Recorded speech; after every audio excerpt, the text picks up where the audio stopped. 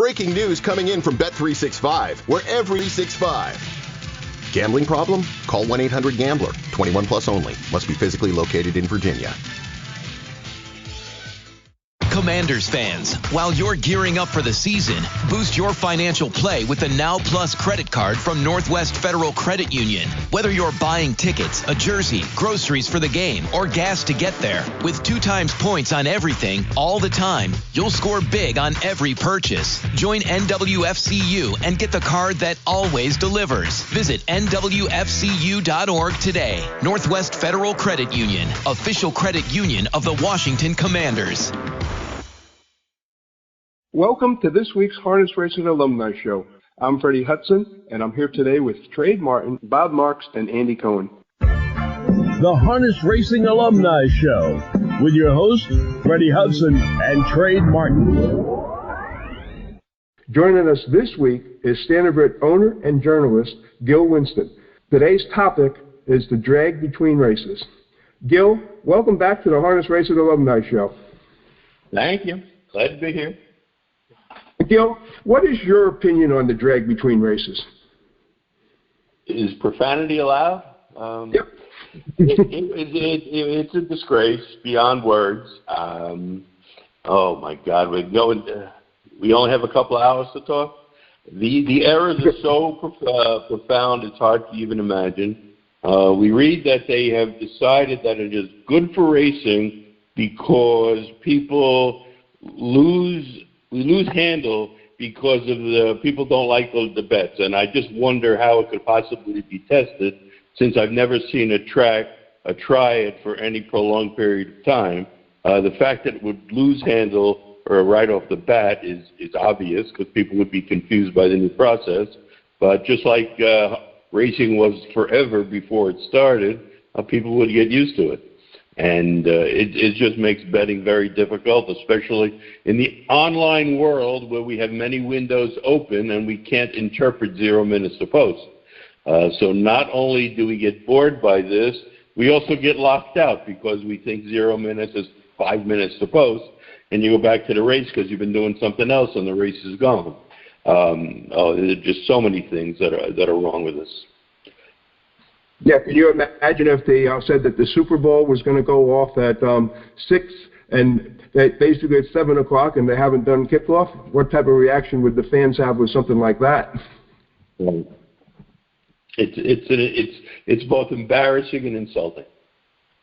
Bob, your thoughts on it? On the drag? I think it's ridiculous. Yeah. I understand why they rationalize why they have to do it.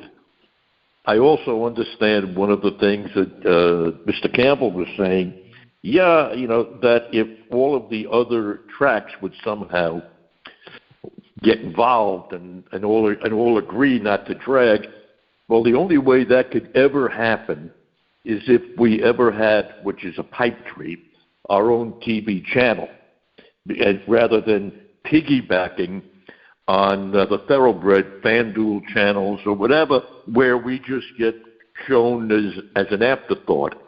If we ever actually had our own TV channel, well, then you'd have to have a director somewhere along the line who would be saying, okay, Northfield, you're ready. Okay, Meadowlands, hold off until Northfield. That'll be 5 minutes for you. So then all of a sudden, the drag itself wouldn't happen. But on the same token, we're never going to have our own channel as far as I know. So consequently, it's a pipe dream. But I think that drag, if I'm trying to watch races and 0 minutes to post, there's not a horse on the racetrack. To be honest with you, and I'm a long-time horse guy, but I get bored. I want to turn the screen off. I can only imagine what the general public wants to do. Trade, your opinion on it? Well, I think if we have a couple of pretty girls coming on the track and showing their legs between the races, we'd be a lot better. But listen, I don't think there's any way to solve this. I wish there was, but I don't see any way to solve it unless, like, what Bob said. If you had a director, he goes, "Okay, let's go, you guys. We got to get on the track. Let's, or we got to go to the next track, or we got to go, to Pocono, or we got to go to Meadowlands, or we got to go to Northfield." Unless you had somebody directing it, otherwise it's all just laying there, and nobody really cares. Yeah, Gil, back to you now. How much money is put into the handle during this drag time? Like what percentage? Nobody has. Nobody knows. What it seems. In fact, I actually did track it one day at Freehold, and I don't even know if it's drag time. See, there are two separate things going on. There's the drag, and then there's the money that comes in once the race starts, or appears to be once the race starts, and I don't know that it's the same thing. First of all, we don't know if the money is being held back and then put on display. Again, a display feature isn't necessarily in relation to what is being bet at the time, so we just don't know. But I remember, just for the hell of it, start charting it at Freehold one day, and I saw the race starting with 1,400 in the win pool, and then at the end of the race, look at that, there is 6,000 in the win pool. So did all that money come in the last second, or was it being held back? We have no idea. But I did track it for that one day, and it was just amazing. You can't define it. I mean, what I'm thinking is happening that some very big bettors complain because they have some thing they have going on. And John Campbell talked about that CAW, the computer-aided betting, computer-aided wagering, I guess it stands for. And I don't know. I've heard different stories. I've heard stories that it was a big part of the handle, and then recently I heard from a reasonably reliable source that it isn't even happening anymore. So I don't even know what's true. We need to get that defined. But the two of them are tied together, the drag and the computer-aided wagering. But there's no reason why they can't have, we did it for decades, right? It says 0 minutes to post, and the race starts. Remember Fred Capiceller, it is now post time, right? And it is now post time, and the race starts. And that's it. You knew you had to get your bet in before he opened his mouth. There's just no reason they can't do it, but some big bettors, which is they believe is a large percentage of the handle, is controlling it. And, when the big bettors end up betting against nobody else, they're not going to be making any. I don't think they're making any money now based on the odds they knocked down, but that's another story. But it just, you insult people and you chase them away. So the actual money being bet during that drag time, we have no way of knowing. Gil, I'm going to go back. Is that it is posted after the race starts, huge amounts of money. That's all we know. Gil, I'm going to go back to you again. How important is the handle to the person nowadays, or to the upkeep of the tracks, being that most of the tracks are subsidized on the purses and the money coming in? Yep, that's right. And, that's another thing. Those folks, they want to get rid of racing in the worst way because it's just hurting their bottom line. They're forced by the government to pay the tracks to race, and they'll just keep hounding the legislators until they can get it away. They did it in Michigan. They did it in Florida. Eventually they're going to get all the states to dump the subsidies. Yeah. Trey, did you want to jump in on this? Well, listen, I'm really negative on the situation, and I don't believe there's going to be any cure for this. I don't like to be sound like that, but that's my thought. I don't think there's any cure for it, because I don't think the racetracks want to cure it, because they think getting more of a handle by having the delay, and they think they can get more money in the windows. But I'm not, like Bill said, we're not sure about that. Yeah. Then, you're 100% right, because they're not farsighted. They're looking for, we know today, if we cut the handle today, our handle goes down. Right. They know that for today, and that's all they care about today, because they don't see the future. Jeff Corral has been talking about his his dubiousness about its future, and if he's dubious, who's positive? Yeah, Right. but when I look at a lot of the tracks, I see that they don't have any handles. I mean, I look at some of these tracks per race, it's like 12,000, some are 5,000. If you look at Yonkers, on a good day, maybe 40,000.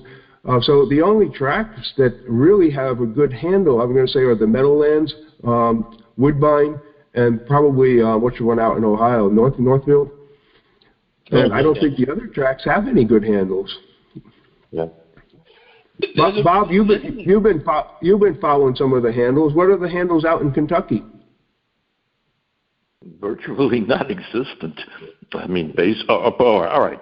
The thoroughbred track, they bet very well. There's not much betting ever on those two, Oak Grove or the other one, Cumberland or whatever it's actually called. Right. It's not much betting there at all. The Red Mile is the Red Mile. Again, the handles are minimal. Okay. Many years ago, one of the cures that came out in our sport was the starting gate. What the starting gate eliminated was what you could consider the drag at that time was the recalls. When the starting gate, it eliminated the recalls and fans started coming to the track. Fans were not coming to the track because of the recalls and the delay in the races. Gil, do you think that the drag is similar to that nowadays? No, I think it's a different issue. About the recalls. In fact, I think they should bring back the recalls. Of course, before there was a starting gate, recalls were possible. But there are races. I mean, you bet your money, and you see a horse 20 lengths behind the field, and you've got no shot. And that they got to put those recalls back. That's I don't know. I understand why they took them away, and they got to admit that was a mistake. Because betting your money and seeing your horse 20 lengths behind the field before the start is not really good. I think the recalls should come back, but obviously we need the starting gate. That's not going to change. But let me just talk a second about the handle, because there was something very misleading about that. Because people think that handle is way down from back in the day. Well, it's not exactly true. But what was different back in the day is you only had the win pool. And it's not being divided up by exactas and trifectas and superfectas and pick threes and pick fours and pick fives. And all this money has to be divided 17 different ways. And that is why people think that the handle is so much smaller than it used to be, because you can bet a nice piece of change way back when, and you wouldn't affect the odds because that was the only pool. Today you make a big bet and you see the board move.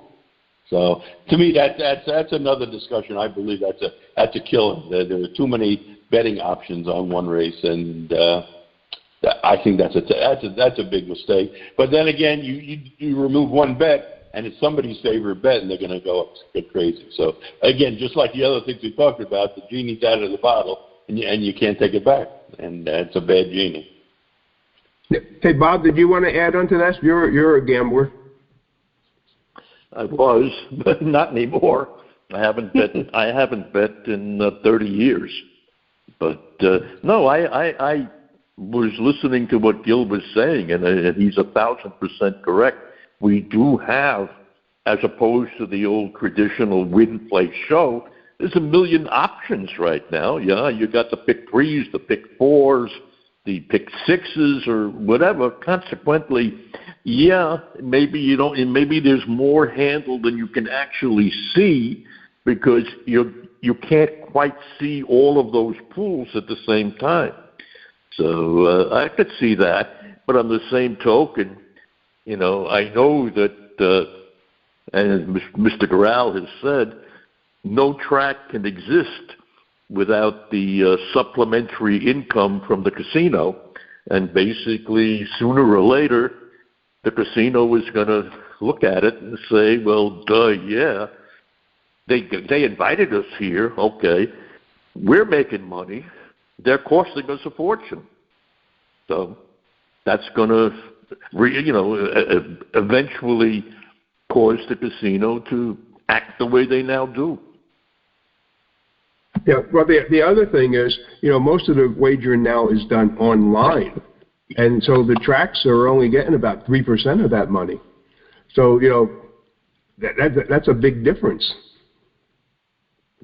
Gil? That's a big difference, Fred. That's a big difference. Like you said, they're only getting 3% of it. It's not like when they could keep 15 or 16% of the on-track handle. Right. And so, so they're basically surviving on the subsidies coming in from the casinos in the States. I would have to say that's correct. And Gil, you want to jump in here? I think Mr. Gural has said that's exactly what he's, and he's pushing for a casino. He has sports wagering, which I guess helps, and he also gets the subsidy from the state. But apparently, none of that is enough. Yeah, Gil, did you want to jump in? Yeah, just to say, I just can echo what they said about the simulcast money because the tracks are getting very little. It's just too many hands in the pot. That's, and I think we all see that, and there's got to be something more. They got to figure it out. Business practice or something. I always go off on the tangent that they don't market their product. I'm of the stern belief you make more money with good marketing than a good product. Nobody wants to hear that. But that led to the pet rock, and we all know those stories. But they got to market the product, and they don't do it. We have a gambling crazy country. The gambling, it's infested.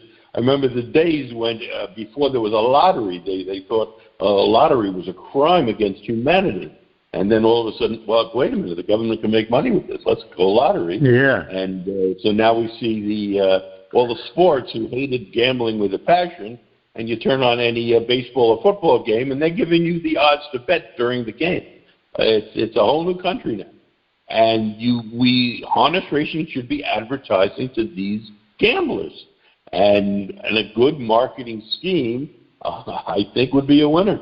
But it just doesn't happen. You don't see any connection. And it's just being ignored and blub, blub, blub down the drain. Yeah. Trey, it sounded like you wanted to say something. Well, what's needed, I believe, is a PR firm just for harness racing to promote it, and but they don't have that. But they should put together a PR firm that would just handle and take a little money from each track that would just handle the PR for harness tracks. But they don't want to do that, I guess. Nobody wants to take the initiative to do it. It would be like bringing Musk in. If you brought Musk in to regulate everything, he knows what to do, or Trump, a businessman who really knows what's going on with business and how to promote it and how to inflate the handles and stuff like that. But nobody really cares. Yeah, well, nobody cares. Nobody's going to promote it because they want it to die. Right. Casinos own it, and they want harness racing to go away so they can keep all their money. So you get your PR firm, but nobody's going to pay them to do it. The only people who can possibly finance it are the horsemen. They are the only people who care, and the people who are doing really well at the top of the food chain, they are the people and the only people who could finance such an operation, and they're not interested. They're just taking the money now, and we'll run it and run with it until it ends. And that's what's going on. And everybody knows it. I'm going to point back to the USTA directors meeting that was actually televised or videoed, where Jason Settlemore presented that we should use 5% of the gaming money to market the whole sport. Joe Feraldo led most of the directors, and they walked out on him on his presentation. They all just got up and walked out. That's what they think about marketing the sport. Yep. And so, well, they're probably all Democrats, because that's what Democrats do when they don't agree with something. They just walk out. well, now my last question is: we're a country that runs on schedules. I mean, we have plane schedules, bus schedules, school schedules. You have a meeting; it's a schedule. So why would we not think that the American people are trained to be on schedules? So why do we put this drag time in to change their schedule around? Gil? No logic. The big money is controlling it. That's all I can say. The big bettors say we don't want it, and they're kowtowed to the big bettors. And the big bettors, again, we don't know, but how much is, I know John Campbell raised it in the issue as the big bettors being CAW, right? Computer aided wagering. And I don't know what percentage that is. I have some ideas, very strong ideas in that area. And, well, let me give you something that is 100% speculation. Okay, 100%, but it's based on my knowledge of years of management consulting. I started as a computer programmer and then moved to the other side where I was on the business side working with computer programmers. And what I believe is that CAW, again, I don't have any facts, but I believe it's a big Ponzi scheme. I believe the people who are running it are selling it to customers to invest, and they can't possibly make any money. I mean, just look at the race on Saturday with Captain Bazinga. That horse, I think, was around 4-5. In the last flash, he went 1-9. Somebody lost a lot of money. And you see it all the time. I mean, 1-9 shots do not win 90% of the time. So the people making these huge wagers are getting clobbered. And I believe, again, it's strictly speculation based on my experience, that it's a Ponzi scheme and they're just funding. As new money comes in, they take care of the people who are the older money and they just keep rolling it along. Again, I have no knowledge, but my experience tells me that's what's happening. And I strongly believe that's what's going on. And these are the people controlling this and the drag, and it's all tied together. Bob, did you want to say anything here? No, I think Gil is pretty well summing it up very, very well. I mean, basically, again, I haven't bet in years, so I'm not really qualified to discuss that. I just know that there are certain things that I see that which are now in parts of the races, which I wouldn't want to touch with a 10-foot pole. I mean, basically, we do a lot of things that are not good for bettors, such as these elimination races and things like that, where it's obvious that not everybody is going all out. And now, some bettors are savvy enough, and I'm sure Gil is savvy enough to figure that out, whereas other bettors just inadvertently stumble onto somebody, and the horse never gets off the rail, but he finishes fifth and he qualifies for the final, and the guy feels that he was robbed. And you go ahead and convince him he wasn't. I can't. Trey, did you want to add anything? Listen, I think the last thing we should think of is the government taking over the racing situation. I got to leave it at that. I don't think there's any way to solve the drag between races. It's sad to say, but that's my opinion. Okay, with that, I'm going to close the show out. Gil, thank you so much for joining us. Thank you. Now, over to Andy for this week's Keeping Pace Weekly Update.